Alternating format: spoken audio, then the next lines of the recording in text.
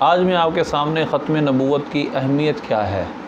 صحابہ کرام علیہ رضوان نے اس ختم نبوت کے لیے کیا قربانیاں دی ہیں، میں 5 سے 10-12 منٹ کی یہ ویڈیو بناؤں گا۔ اس سب سے پہلے ایک ریفرنس میں دینا چاہتا ہوں غیر مسلم کا۔ یہ کتاب ہے جس کا نام ہے short history of the world. اس کا رائٹر ہے کرسٹوفر لیسلز۔ یہ لندن کے اندر اس نے 1971 کے اندر پیدا ہوا اور اس نے اینڈرو یونیورسٹی سے پڑھا ہے۔ اس نے جب مسلمانوں کی تاریخ ذکر کی تو سب سے پہلے بات کیا کی، محمد صلی اللہ علیہ وسلم، دا لاسٹ پروفٹ۔ دیکھیں،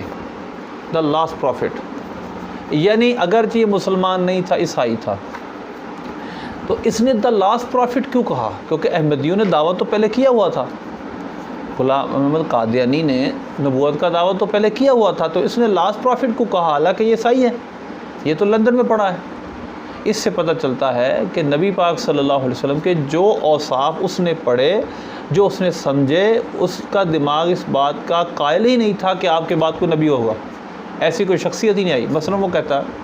محمد صلی اللہ علیہ وسلم، simple message of the ones of God,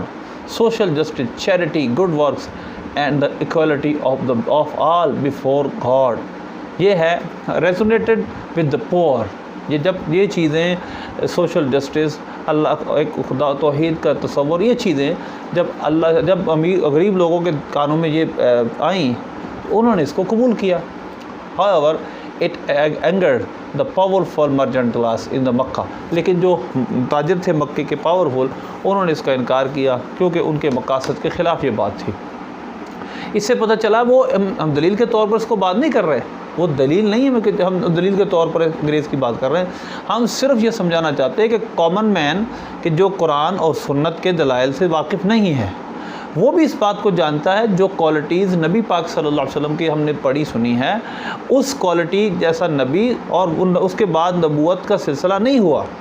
کیونکہ نبوت جو اوصاف انہوں نے پڑھے ہیں اس کے بعد نبی پاک صلی اللہ علیہ وسلم اور نبی جیسا کوئی شخص پیدا نہیں ہوا، تو لہٰذا اس وجہ سے یہ قابل غور بات ہے۔ دوسری بات، کتنی اہمیت ہے اس کی، یہ ہے بدایہ و نہایہ۔ بدایہ و نہایہ، اور اس طرح ہماری تاریخی کتابیں، مثلا تفسیر روح البیان کے اندر بھی، یا من یرتد منکم عن دینہ فسوف یأتی اللہ بقوم یحبهم ویحبونہ اذلۃ علی المؤمنین اعزۃ علی الکافرین، اس آیت کے تحت صاحب روح البیان یہ واقعات لکھے۔ صحابہ نے کس طرح جو مدعین نبوت تھے ان کے خلاف جہاد کیا۔ پہلی بات تو یہ نبی پاک صلی اللہ علیہ وسلم کا ارشاد گرامی ہے کہ میرے پاس 30 لوگ ہوں گے، 30 کے قریب کا بھی ذکر ہے، کہ جو دجال کذابون یزعم کل نبی او کما قال علیہ السلام انہ نبی او کما قال علیہ السلام، سب یہ دعویٰ کریں گے، جھوٹے ہوں گے، کذاب ہوں گے، ہم نبی ہیں۔ تو حضور نے فرمایا میں تو خاتم النبیون، میرے بعد کوئی نبی نہیں۔ تو لہذا اب ان جھوٹوں میں سے چند جھوٹے اس دور میں بھی پیدا ہوئے، نبی پاک صلی اللہ علیہ وسلم کے حیات طیبہ میں بھی مسیلمہ کذاب جیسا شخص پیدا ہوا۔ اب نبی پاک صلی اللہ علیہ وسلم کے دور ظاہری کے بعد بھی بہت سارے فتنے اس پر اٹھے، اور ان فتنوں میں چند فتنے میں آپ کے سامنے بیان کروں گا۔ ایک اسود انسی کا فتنہ تھا۔ اسود انسی یہ یمن کے اندر اس نے کاہن تھا اور دعویٰ نبوت کیا، اور اس کو پھر اس نے حضرت معاذ بن جبل کو بھی وہاں سے نکلنے پر مجبور کیا۔ اس کو جو قتل کیا فیروز دیلمی نے قتل کیا۔ نبی پاک صلی اللہ علیہ وسلم نے ان کے متعلق بڑے اچھے الفاظ استعمال فرمائے۔ آپ صلی اللہ علیہ وسلم نے خبر دی کہ فیروز نے اس کو شہید کیا۔ قتل الاسود البارحۃ قتلہ رجل مبارک،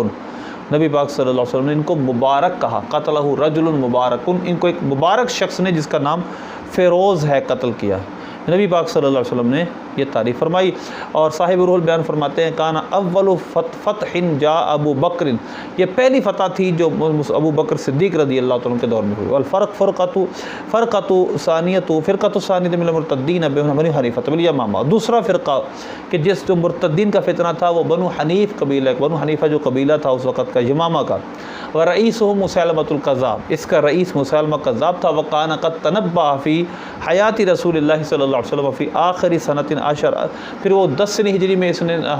دعویٰ نبوت کر دیا اور حضور کی طرف خط بھی لکھا، اور اس نے اس خط میں لکھا تھا فإن الارض للہ، اس نے یہ خط لکھا کہ میں بھی رسول ہوں، معاذ اللہ آپ بھی رسول ہیں، اور اس طرح کریں، نبوت بانٹ لیتے ہیں معاذ اللہ۔ نبی پاک صلی اللہ علیہ وسلم نے فرمایا کہ لولا ان الرسل لا تقتل لضربت اعناقکما، حضور نے فرمایا جو 2 شخص آئے تھے، آپ نے ان سے فرمایا کہ اگر قاصدین کی گردن کاٹنے کی اجازت ہوتی، یعنی یہ اصول کے خلاف نہ ہوتا کہ قاصدین کے گردن کاٹنی، مارنا، ان کو قتل کرنا اصول کے خلاف ہے، فرمایا یہ نہ ہوتا تو میں تمہاری گردن مار دیتا۔ پھر نبی پاک صلی اللہ علیہ وسلم نے خط لکھا، من محمد رسول اللہ صلی اللہ علیہ وسلم اذا مسیلمۃ الکذاب اما بعد فإن الارض للہ یورثها من یشاء من عبادہ والعاقبۃ للمتقین، یہ زمین اللہ کی، اللہ اپنے بندوں میں سے جس کو چاہے اس کا وارث بنائے، اور اچھی عاقبت متقیوں کے لیے۔ نبی پاک صلی اللہ علیہ وسلم آپ دنیا سے تشریف لے گئے، اور پھر حضرت صدیق اکبر رضی اللہ تعالیٰ عنہ کے دور میں یہ لشکر حضرت خالد بن ولید کی قیادت میں مسیلمہ کذاب کے لیے چلا، اور اس لشکر کی سب سے بڑی اہمیت یہ ہے کہ اسلام کا سب سے یعنی کہ ہم سب سمجھتے بڑا لشکر گیا تھا اس کی طرف، اور پوری تیاری کے ساتھ، اور ساری سلطنت حضرت ابوبکر صدیق نے اس مسئلے کے لیے اپنے داؤ پہ لگا دی۔ اور پھر اس مسئلے میں یہ ہوا اس وقت موقع پر کہ مسلمانوں نے آخر اس کذاب کو قتل کیا، مسلمہ کذاب کو، اور ابو دجانہ کا ایک جو اس وقت انہوں نے اس کے تلوار سے مارا، اور پھر یہ پورا واقعہ ہے۔ حضرت وحشی بھی اس کے قتل میں شریک ہوئے، اور آپ نے فرمایا کہ حضرت وحشی جو کہ حضرت امیر حمزہ کے شہید کے جنہوں نے اس وقت فرمایا تھا کہ میں جب اسلام میں تھا، میں جب کفر میں تھا معاذ اللہ، تو میں نے اس وقت حالت کفر میں اسلام کے بہترین شخص کو قتل کیا، اب میں نے حالت ایمان میں سب سے بڑے دشمن کو، اسلام کے دشمن کو مارا ہے۔ تو انہوں نے یہ اپنا فخر بیان کیا کہ میں نے گویا اپنا اس قتل کا کفارہ ادا کر دیا۔ تو مسیلمہ کذاب کے خلاف 1200 سے زائد صحابہ شہید ہوئے، اور بہت بڑا مارکہ تھا۔ اور تیسرا جو بڑا مارکہ وہ سجاح، اور سجاح ایک عورت تھی، اور اس عورت نے بھی نبوت کا دعویٰ کر دیا تھا۔ علامہ ابن کثیر نے اس کا ذکر کیا ہے صفحہ نمبر 1316 کے اندر، دوسری جلد بدایہ و نہایہ کی، اور اس کے اندر اس کا ذکر کیا اس نے، بھائی من نصارى العرب، یہ نصارى عرب یعنی عرب کی نصرانی عورت تھی، عیسائی عورت تھی، وقت دیعت، اس نے نبوت کا دعویٰ کیا، معاہا جنود من قومها، اس کے ساتھ اس کی قوم کا لشکر بھی تھا۔ اس نے آخر کیا کیا، اس نے مسیلمہ کذاب سے شادی کر لی، اور مسیلمہ کذاب نے جب اس نے شادی کی تو مسیلمہ کذاب سے جب یہ واپس آئی، اس نے کوئی دلیل مانگی،